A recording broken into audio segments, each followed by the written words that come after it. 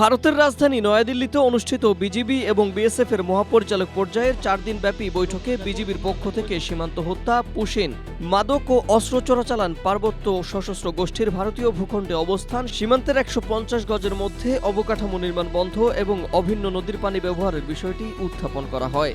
কিন্তু এসব সমস্যা সমাধান এবং কার্যকর ব্যবস্থা গ্রহণে ভারত রাজি নয়। ফলে ওই বৈঠক শেষে যৌথ সংবাদ সম্মেলন অনুষ্ঠিত হওয়ার কথা থাকলেও তা আয়োজন করেনি ভারত, যা ছিল এক বিরল ঘটনা।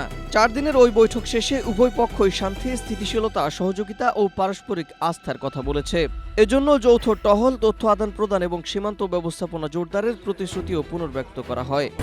স্ট্রবেরি সুপার ডটেড ও ক্লাসিক ভ্যারিয়েন্ট সেন্সেশন জাগুক শিহরণ।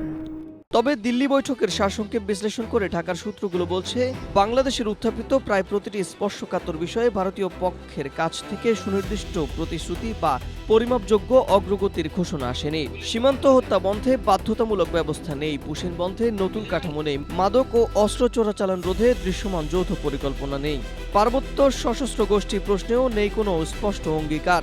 ফলে সীমান্তবাসীর প্রত্যাশিত সমাধান এখনো কূটনৈতিক বাক্যের আড়ালেই রয়ে গেছে।